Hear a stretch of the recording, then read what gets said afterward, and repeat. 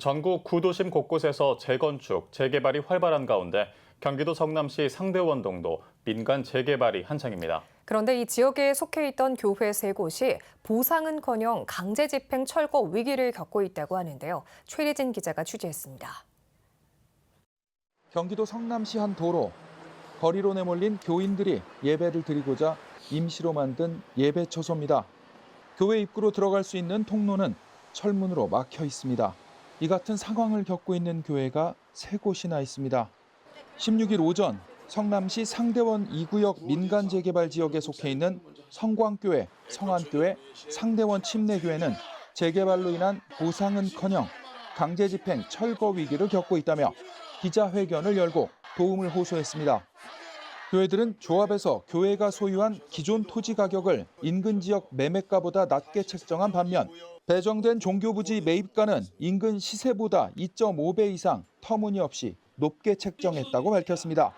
특히 조합 측이 교회 종교활동 보장을 위해 협상에 임할 것을 촉구했습니다. 47년간 존치되었던 교회가 재개발로 모든 것을 빼앗기고 빚더미 위에 앉을 상황입니다. 재개발 사업이 현 상태로 진행된다면 우리 교회는 해체되고 말 것입니다. 지역을 위해 47년간 봉사해온 교회가 무너지지 않도록 여러분 도와주십시오.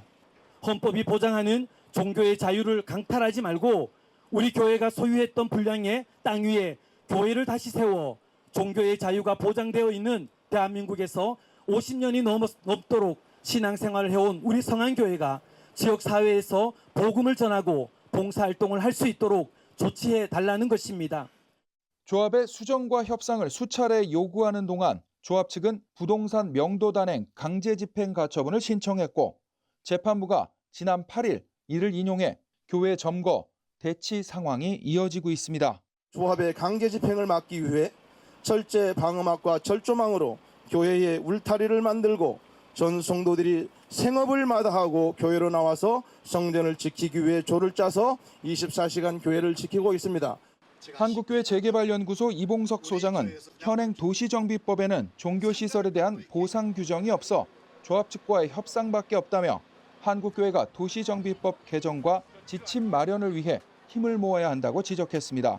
그래서 서울 같은 경우는 각 구청이나 시에서 종교시설 지침사항이 있기 때문에 그래도 교회들하고 원만한 합의가 되는데 성남시나 다른 데 시에서는 종교시설에 대한 전혀 지침사항도 없고 대응이 없어요. 이날 교회 측은 요구사항을 전달하고자 조합 사무실을 찾았지만 조합 사무실 문은 굳게 닫혀 있었습니다.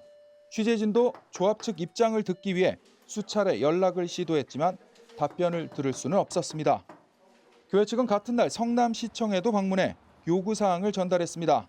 성남시는 양측의 중재를 시도하고 있지만 조합 측에서 협의에 응하지 않고 있다고 밝혔습니다. 한편 한국교회 총연합과 주요 교단들도 성소 침탈, 강제 집행 등에 관한 탄원서를 작성해 성남시에 전달하는 등 한국교회 차원에서 공동 대응에 나서고 있습니다. CTS 뉴스 최대진입니다.